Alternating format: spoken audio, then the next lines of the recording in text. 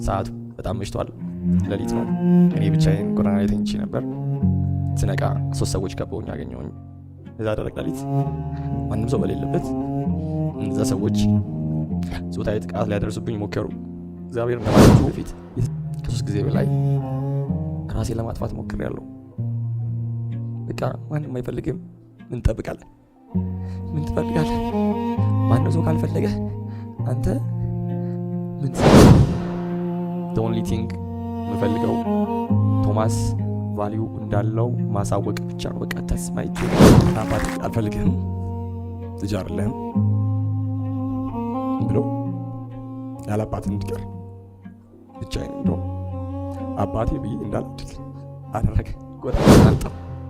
ከዛ በኋላ የአንድ ቤት ቆሻሻ እየደፋው የአንድ ቤት እያጸዳው፣ አንዳንዱ ልብስ ሲሰጠኝ፣ አንዳንዱ ጫማ ሲሰጠኝ፣ አንዳንዱ ደግሞ የተረፈው ምግብ ሲሰጠኝ ተቋቁሜ ለራሴ ከማውራት ይልቅ ኮንፊደንስ ያለው ሰው መስሎ መታየት፣ ግን ደግሞ ምንም የሌለው ባዶ፣ ማንም የሌለው ምስኪን፣ አይዞህ የሚለው ከጎን ነኝ የሚለው ሰው የሌለው ይህ ልጅ ያለው እናቴ ከጎረቤት ልብስ ተውሳ ልደቴን ያከበረችበት ቀን ነው እና ፊቴን ብታዩ በጣም አዝኜ ነበር። እዚህ ጋር ይሄ ቶማስ እንዴት መጣ? አጋጣሚ እናትና አባቴ ተማሪዎች ነበሩ ትምህርት ቤት። ያው እንደማንኛውም ወጣት ፍቅር ይጀምራሉ። ከዛ እኔ ሳልታሰብ ድንገት መጣው ማለት ነው። ያው ሁሉም ወጣት ስለነበሩ አባቴም ልጅ አይደለም ብሎ እናቴም ደግሞ ደሃ ስለነበረች ያንን መሸከም ስለማትችል ልታስወርደኝ ደጋግማ ሞከረች። ከዛ ግን እግዚአብሔር ፈቀደ፣ መጣ ወደዚህ ምድር። ቴንክ ሶ ማች። አባቴ አልፈልግህም፣ ልጅ አይደለህም ብሎ ያላባት እንዲቀር ብቻዬን እንደው አባቴ ብዬ እንዳላድግ አደረገ። ከዛ እናቴ ማሳደግ ስለማትችል አቅም ስላልነበራት የአባቴ ቤተሰቦች ትንሽ ጠንከራ ያሉ ስለነበሩ እነሱ ጋር ገና ጡቷ ምን እንደሚል ሳላቅ አቅም ሳይኖረኝ የእናት መዓዛ ምን እንደሆነ ሽታውን ሳላቅ እማዬ ብዬ ሳልናገር ሳልጠራ ልጄ ብላ ሳትጠራኝ ለአባቴ ቤተሰቦች ውስጥ አሰጠች። ቀኑ ጨለመ። ምንም ማልቅበት ሰዓት እናት እያላችሁ ያለ እናት፣ አባት እያላችሁ ያለ አባት ለሕፃን ልጅ እማዬ አባዬ ብዬ ሳልጠራ የሰፈር ልጆች አንተ ዲቃላ፣ አባትህም እናትህም የማይፈልጉ ቤተሰቦች እውነት የማይፈልጉኝ እናቴ አባቴ ብዬ ባድግ ደስ ባለ። ያው ከአባቴ ቤተሰቦች ጋር ተወሰነ ጊዜ ለማደግ ሞክርኩ። ከባድ አንተ ማንም የማይፈልግ አንዳንዴ ሲሰደቡ ከዛ ከነሱ እየጠፋሁ እናቴ ጋር እሄዳለሁ። እናቴ ደግሞ ሌላ ባላ ግብታ ደስተኛ የሆነ ህይወት እየመራች ነው። ስለዚህ እንዳልበጠብጣት ድጋሚ ትወስደኛለች እነሱ ጋር። አሁንም ድጋሚ ትወስደኛለች። እየጠፋሁ እመጣለሁ፣ ድጋሚ ትወስደኛለች። ቢመቸኝ ኖሮ እነሱ ጋር በሆን ብኖር ጥሩ ምግብ እየበላሁ ደስ ይለኝ ነበር። ግን ምግብ አልነበረም የራበኝ፣ ፍቅር ነበር የተጠማሁት፣ የቤተሰብ ፍቅር። መጨረሻ ላይ ቅድመ አያቴ ጋር ሄድኩኝ። ቅድመ አያቴ ደስተኛ ነበረች። የእናትም የአባትም ፍቅር እየሰጠችኝ ከሷ ጋር እንደሆነ አይፈልጉም። ምክንያቱም ዱርዬ እንዳልሆን ይላሉ። ግን ስለ እውነት ነው የምላችሁ፣ እሷ የሰጠችኝን ነገር ማንም ሰው አልሰጠኝም። በትንሹም ቢሆን ብዙ ፍቅሮችን የእናትም የአባትም ሁሉንም ሰጥታኛለች። ቅድመ አያቴ እንግዲህ ያው ቅድመ አያቴ ሲባል ትልቅ ሴት ነች። በጣም 78-80 አካባቢ ይሆናታል። ተራምዳ መሄድ አትችልም እና ልጇ ምግብ ይልክላታል። እኔ እማራለሁ። በመማርበት ሰዓት ለመድኃኒት ማዋጫ ተብሎ የተላከላትን ምግብ እሷ በባዶ ሆዷ መድኃኒቷን እየዋጠች ምግቡን ግን ለኔ ታስቀምጥልኝ ነበር። ያን ሁሉ ነገር አላውቅም። ስትሞት ነው የተረዳሁት፣ ስትሞት ነው ያወቅኩት። እንደገና ድጋሚ ጨለማ ውስጥ ገባሁ፣ ሀዘን ውስጥ ገባሁ፣ የማልወጣበት ችግር ውስጥ ገባሁ። ከዛ ጎዳና ላይ ወጣሁ። ከዛ በኋላ የአንድ ቤት ቆሻሻ እየደፋሁ፣ የአንድ ቤት እያጸዳሁ፣ አንዳንዱ ልብስ ሲሰጠኝ፣ አንዳንዱ ጫማ ሲሰጠኝ፣ አንዳንዱ ደግሞ የተረፈው ምግብ ሲሰጠኝ ተቋቁሜ ሰርቫይቭ ለማድረግ የማልገባበት ነገር የለም፣ የማልሞክረው ነገር የለም፣ የማልሄድበት ቦታ የለም። በዛ ውስጥ ትልቁ ችግር የነበረው በሰዎች አለመፈለግ ስሜት። ካንሰር ትልቅ በሽታ ነው፣ ገዳይ በሽታ ነው አውቃለሁ። ግን ከካንሰር በላይ ሰዎች አይፈልጉኝም ብለህ ስታስብ ከዚህ በላይ በሽታ የለም። ከዚህም እያልኩኝ ለመኖር ሞከርኩኝ። አንዴ ጎዳና ላይ በምኖርበት ሰዓት ከጓደኞቼ ጋር እነሱ ቤንዚል ይስባሉ፣ እኔ ደግሞ ቤተሰቦቼ እንደማይፈልጉኝ ስላወቅኩኝ አለመፈለግነት ስሜት በጣም እጅግ በጣም ውስጤ ሰርስሮ ስለገባ የራሴን ዋጋ ማግኘትና መፈለግ ጀመርኩ። የዛኔ እነሱ ለብርድ ይሆንሃል ብለው ሲጋብዙኝ ኖ the only thing የምፈልገው ቶማስ ቫልዩ እንዳለው ማሳወቅ ብቻ ነው። በቃ that's my dream። ከዛ ጓደኞቼ ምግብ ፍለጋ ራት ፍለጋ ሄዱ። ሰዓቱ በጣም መሽቷል፣ ሌሊት ነው። እኔ ብቻዬን ጎዳና ላይ ተኝቼ ነበር። ስነቃ 3 ሰዎች ከበውኝ አገኘሁኝ። እዛ ደረቅ ሌሊት ማንም ሰው በሌለበት እነዛ ሰዎች ጾታዊ ጥቃት ሊያደርሱብኝ ሞከሩ። እግዚአብሔር ነው የምላችሁ የተሰማኝን ስሜት የእውነት እግዚአብሔር እግር ስለሰጠኝ አፍ ስለሰጠኝ የምጮህበት። ስንት የጎዳና ልጆች እየተደፈሩ እንዳሉ አታውቁም። ስንት ሰው ለእንደዚህ አይነት ነገር የተዳረገ እንደሆነ አታውቁም። ሞከሩ። በመጮሄና በመሮጤ ሰክረው ስለነበረ እነሱን ለማምለጥ ሞከርኩ። እስከ 23 ዓመቴ ድረስ እንቅልፍ አይወስደኝም። ጓደኞቼ አስጠጉኝ። ይሄ ልደት አካባቢ ነው። ዘካሪያስ፣ ዳዊት፣ ታምሩ የሚባሉ ልጆች ናቸው። እነሱ አስጠጉኝ። ከዚህ በፊት ግን ያልሄድኩበት ሀገር የለም ህይወቴን ለመቀየር። ምንም ነፍስ በማላቅበት ሰዓት በእግሬም እየጠፋሁም የተለያየ መኪና ላይ እየተጫንኩም ያልሄድኩበት ሀገር የለም። ከዛ ዴቭ ይባላል ያው እና እዛ ጋር ጥቁር ልብስ የለበሰው እዚህ ጋር እጁን ኪስ ውስጥ የከተተው እነሱ ቤታቸው አስገቡኝ። 4 በ4 ነች ቤታቸው። ታሪኬን አወቀ። በነጠላ ጫማ ነው ያለሁት እዚህ ጋር። ከዛ እነሱ ሲተኙ እኔ አልተኛም። ምክንያቱም ያኔ የደረሰብኝ ችግር አለ። ከሰው ጋር መተኛት እንዳልችል አድርጎኛል። ከወንድ ጋር መተኛት እንዳልችል አድርጎኛል። እነሱ ሲተኙ አልነግራቸውም፣ እንዲረበሹ ስለማልፈልግ፣ ኮንፈርት እንዳሳጣቸው ስለማልፈልግ ስለነበር እነሱ ሲተኙ እኔ አልተኛም። እነዚህ ልጆች አንዴ አመስግኑልኝ፣ ቴንክ በሉልኝ። ቤተክርስቲያን እየወሰዱ እንደምታዩት ቤተክርስቲያን እየወሰዱ ገዳም እየወሰዱ ጸበል እየወሰዱ ጓደኞቼ ህይወቴን ሴቭ ለማድረግ ሞከሩ። እነሱን ከማግኘቴ በፊት ከ3 ጊዜ በላይ ራሴን ለማጥፋት ሞክሬያለሁ። በቃ ማንም አይፈልግም። ምን ትጠብቃለህ? ምን ትፈልጋለህ? ማንም ሰው ካልፈለገ አንተ ምን ትሰራለህ? በቃ ትርጉም የሌለ ሰው ነህ። አንተ ለዚህ ምድር አትገባም፣ አታስፈልግም። ይበቃል፣ ሂድ። መርዝ ጠጣሁ። ገመድ ለመጠራቅ ሞከርኩ። እግዚአብሔር ግን አልፈለገም። የመጣበት ዓላማ አለ። በጣም ብዙ ሰዎች ይፈልጉሃል፣ ታስፈልጋቸዋለህ፣ ለእናት ሀገር ኢትዮጵያ ታስፈልጋለህ ብሎ አቆየኝ።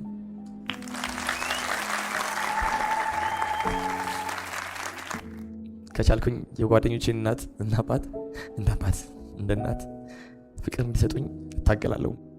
ትርጉም ያጣ ህይወት፣ ማለቂያ የሌለው ችግር፣ ማለቂያ የሌለው መከራ፣ የተፈተነ ህይወት ሆነ። እንደ ሰው እንደዚህ ብዬ መተኛት አልችልም። በጀርባዬ በጣም ሲርበኝ ስለነበር እንደዚህ በመተኛበት ሰዓት ወደ ውስጥ ይገባና አንጀቴን ይነካዋል። ከዛ በደረቴ ተደፍቼ ነው የምተኛው። ስቲል ነው ድረስ ያ ትራማ አለቀቀኝ። እነዚህ ሁሉ ነገሮች አለፉ። በልቶ ከመታየት ይልቅ ለብሶ መታየትን እመርጥ ነበር። ትንሽ ብር ሳገኝ ለሰዎች ለመወደድ፣ ለሰዎች ታሪኬ ልክ ሲጀምርላቸው ከዚህ ብለው ያገሉኝ ነበር። ስለ ራሴ ከማውራት ይልቅ ኮንፊደንስ ያለው ሰው መስሎ መታየት፣ ግን ደግሞ ምንም የሌለው ባዶ፣ ማንም የሌለው ምስኪን፣ አይዞህ የሚለው ከጎን ነኝ የሚለው ሰው የሌለው ሰው ያጣ ሰው፣ የተራበ ሰው፣ ትርጉም የሌለው ሰው። ፈጣሪን በየቀኑ እውነት አንተ ካለ ለምንድን ነው እንደዚህ የምታደርገው? እውነት የምታየኝ ከሆነ ለምን ይህን ታደርጋለህ? ሰድበዋለሁ ፈጣሪን፣ በየቀኑ ወቅሰዋለሁ። ለምንድን ነው መልካም ሰዎችን እየወሰድክ እንትን አይነት የማይረባ ሰው እንዴት ማታደርገኝ? ለምንድን ነው ማትወስደኝ? ለምንድን ነው የፈለግከኝ? ሁሌ ከፈጣሪ ጋር እጣላለሁ። እግዚአብሔር ሆይ አንተ በምድር ላይ አዛዥ ሆንክ፣ እኔ ለምን አቅታለሁ? እንድትሰቃይ ለምንድን ነው ይህን ያህል የምትፈልገው? በየቀኑ እጣላለሁ ከሱ ጋር። አንዳንድ የሰዎች እብድ ነው ይሄ ልጅ ብለው እስከሚሉ ድረስ ከዛ አንድ ሰገን የሚባል ቤት ውዝዋዜ የጀመርኩኝ። ፍላጎቴ ስለነበር እንደነገርኳችሁ ትርጉም ያለው ሰው የሚፈልገው ሰው መሆን ነበር ፍላጎቴ፣ አላማዬ። ጀመርኩኝ። ከዛ በጣም ከባድ የሆነ ወገብ ህመም ታመምኩኝ። በዛ ሰዓት የሚያሳክመኝ ስላልነበር ልክ ደሞዝ ሲቀበል ማልዞርበት ሆስፒታል የለም። ያንን ሁሉ ቻሌንጅ ተቋቁሜ ራሴን እያዳንኩኝ ማታ እዛ እየተወዛወዝኩኝ ቀን ደግሞ ትሪት ያደረኩ ራሴን ማታ እየተወዛወዝኩኝ ቀን ትሪት ያደረኩ ራሴን ብሔራዊ ቲያትር ናሽናል ቲያትር ገባሁ። እንደነገርኳችሁ ነው እንግዲህ ትርጉም ያለው ልጅ መሆን ነው። ሞከርኩኝ። ከዛ ክሊፖችን መስራት ጀመርኩኝ። ሰርግ ሙሽሮችን ትሬኒንግ መስጠት ጀመርኩኝ። በዚህ ውስጥ ሰዎችን እያፈራው መጣሁ። የኔ እንደዚህ መሆን ሰዎችን ይጠቅማል ብዬ ስላመንኩ፣ ሌሎች ሰዎችን ሞቲቬት ያደርጋል ብዬ፣ ኢንስፓየር ያደርጋል ብዬ ስላስብኩ ነው ዛሬ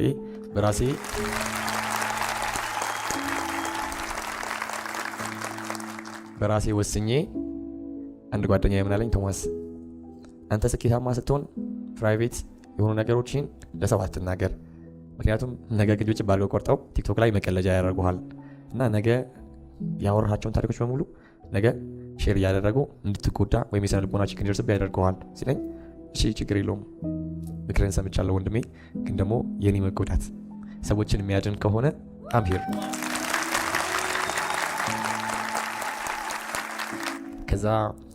ከዚህ ያልኩኝ ዮሊ አንድ ቢዜ የነበረ ሰው ሰርግ ሳሰራው ዮሊ ዞኝ ሄደ። በዛ ሰዓት ለ3 ወር ያህል ቅድም እንደተናገሩት ስሞክር ስጥር ነበር። በእግሬ እየተመላለስኩኝ ማታ ብርዱ ከባድ ነው፣ ቀን ሲመጣ ደግሞ ረሃቡ ከባድ ነው። አንድ ጫማ ነበር የማደርገው እና አንዳንዴ ትሸታለህ እኮ ልብስን አትቀይርም እንዴ ሲሉኝ ልብስ ስለሌለኝ ነው ብዬ መናገር ፈራለሁ። እሺ ብዬ ሻወር ወስዳለሁ። 3 ወር ሙሉ እንዳያረቅ ቆየሁኝ። እንዳጋጣሚ ዮሊ 3 ወር ሙሉ ሰርቼ ብቻዬን ያለምንም ከስተመር ተስፋ ቆርጬ ልክ ሪሴፕሽን ላይ ቁጭ ብዬ በቃ ተስፋ ቆርጫለሁ ብዬ ለማናጀሩ ልነግረው ስል አንድ ሴትዮ መጣች። ትሬድሚል ላይ ሩጬ ሰለቸኝ። 3 ሳምንት ሙሉ ለውጥ አላመጣሁም እና የዓመት ነው የከፈልኩት፣ እባካችሁን ብር ይመልሱልኝ ብላ ስትል ሰማሁት። ቶማስ you have to be smart, you have to do something። ሰዎች የተዝናኑ በጣም ባጭር ጊዜ ውስጥ ለውጥ የሚያመጡበት እና እጅግ በጣም ከስትረስ ነፃ የሚያደርጋቸው ነገር ምንድነው ብዬ ሰርች ሳደርግ ዙምባ ሚል ፕላትፎርም መጣልኝ። ከ15 ሚሊዮን በላይ ዓለም ላይ ሜምበሮች አሉት። ከ280 ሺህ በላይ ብራንች ያለው ትልቅ ፕላትፎርም መጣ ጉግል ላይ። ከዛ ሲመጣ እኔ ደግሞ ከ80 በላይ ብሔረሰብ ዳንሶች አሉ። እነሱን ደግሞ አብዛኞቹን አውቃቸዋለሁ።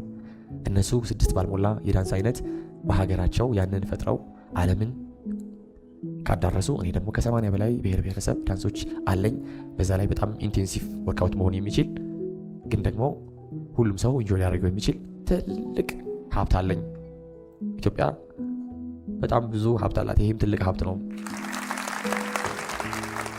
በነገራችን ላይ እኔ የተማርኩት እስከ 9ኛ ክፍል ነው። ከ9ኛ ክፍል በኋላ አልተማርኩኝም። ምክንያቱም በሰዓቱ ደብተርና እስክሪብቶ ዩኒፎርም የሚገዛልኝ ሰው ስላልነበረ ትምህርቴን ለማቆም ተገድጃለሁኝ።